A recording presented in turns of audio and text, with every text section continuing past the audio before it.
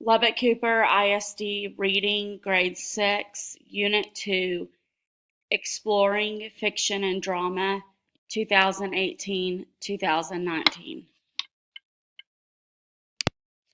Number 1. Paragraphs 1 through 8 contribute to the plot by A. Hinting at how Charlie Joe will resolve his problem. B. Describing the qualities that others enjoy about Charlie Joe. C.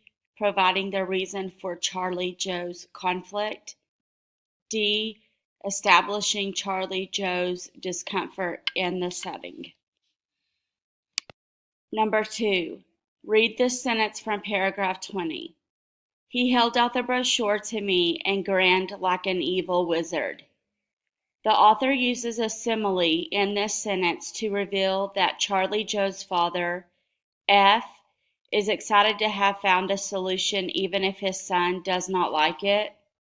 G has an unusual ability to make his son agree to things he dislikes doing.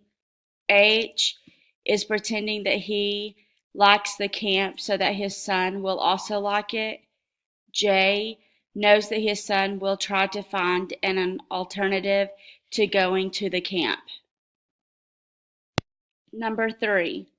Why do paragraphs 23 and 24 mark a turning point in the story? A. Charlie Joe's parents want to get his opinion about going to summer camp. B. Charlie Joe understands that he should have worked harder in class. C. Charlie Joe's parents decide that the summer camp sounds like a good idea. D. Charlie Joe recognizes that only he can save his plans for a fun and relaxing summer. Number 4. Based on paragraphs 18 and 19, the reader can conclude that Charlie Joe thinks Miss Farrell, F, does not understand what kinds of activities kids really enjoy.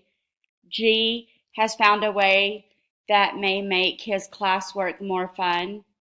H does not really believe that he can improve his grades. J is treating him unfairly by suggesting he attend summer camp. Number 5. What is the best summary of the story? A. Charlie Joe attends a conference with his parents and his teacher. His father says that Charlie Joe's grades have worsened and must be improved. The teacher hands Charlie Joe's father a brochure about a camp, and Charlie Joe realizes it is an educational camp. Because of this, he does not want to go. B. One day at school, Charlie Joe and his parents attend a conference with Charlie Joe's teacher. At first, Miss Farrell describes Charlie Joe's good qualities, but Charlie Joe's father is concerned about his academic performance. Miss Farrell suggests that Charlie Joe attend a summer camp that is educational but also fun. C. Charlie Joe meets with his parents and teacher for a conference at school. Charlie Joe does not want to go to summer camp. Instead, he says he will get good grades. His parents are not sure whether to accept his offer, so they try to determine whether Charlie Joe is serious. D. During a parent and teacher conference, Charlie Joe's teacher suggests that Charlie Joe attend an educational summer camp. Charlie Joe's father thinks the camp is a good idea, but Charlie Joe does not want to go. He bargains to make excellent grades rather than attend the camp. His parents agree to this offer. 6. Which sentence best explains why Charlie Joe's father considers sending Charlie Joe to Camp Ritabuki? F. Finally, my dad turned around and looked at my mom, who nodded. G. You've never gotten straight A's in your life. H. It would be bad parenting if we just sat here while you threw your talents away. J. My dad thumbled through the brochure. 7. The first person point of view helps the reader understand A. That Charlie Joe's dad is serious about sending him to camp. B. Why Charlie Joe's mom will not help him. C. The way Miss Farrell views Charlie Joe. D. Charlie Joe's reasons for not wanting to go to the summer camp. 8. What does the conversation between Charlie Joe and his parents in paragraphs 26 through 30 suggest? F. Charlie Joe thinks that being able to avoid going to summer camp will be an easy task. G. Charlie Joe's mother believes that this camp will not offer any benefit to Charlie Joe. H. Charlie Joe feels inspired to do better in school because of his parents' faith in his abilities. J. Charlie Joe's father doubts that Charlie Joe will be able to achieve the goal he has set for himself. 9. Read this sentence from paragraph 22. The train to Camp Britabuke was leaving the station, and my mom wasn't about to lie across the tracks to stop it. The author uses figurative language in this sentence to show that A.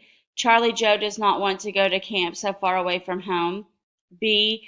Charlie Joe's mom will not save him from having to go to camp. C. Charlie Joe's mom realizes that the camp may be dangerous.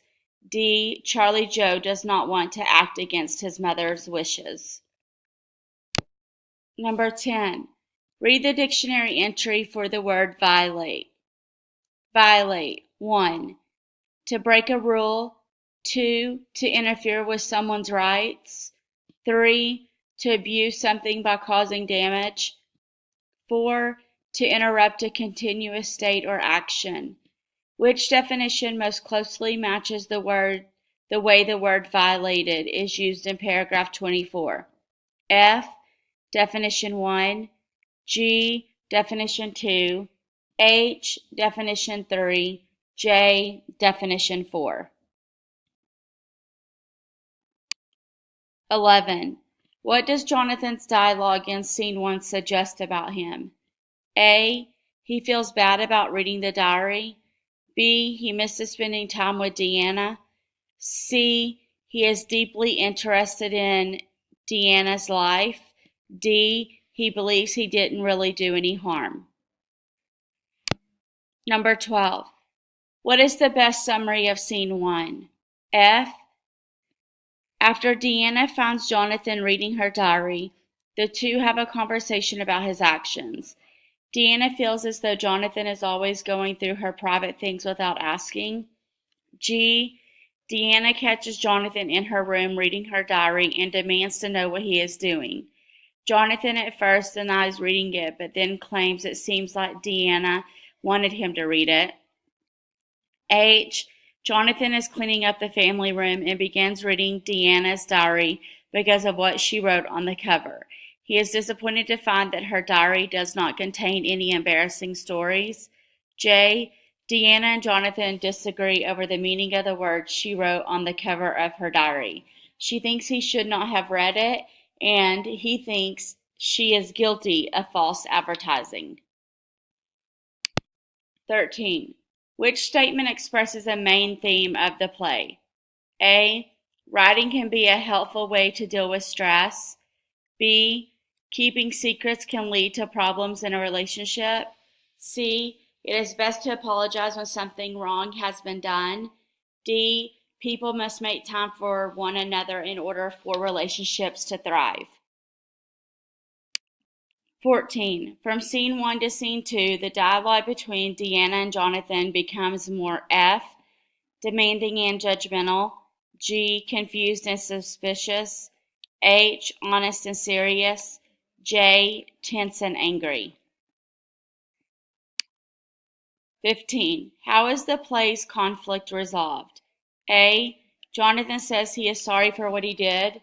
B. Deanna explains that she has too many commitments. C. Deanna promises to spend more time with Jonathan. D. Jonathan suggests that Deanna keep her diary in her room.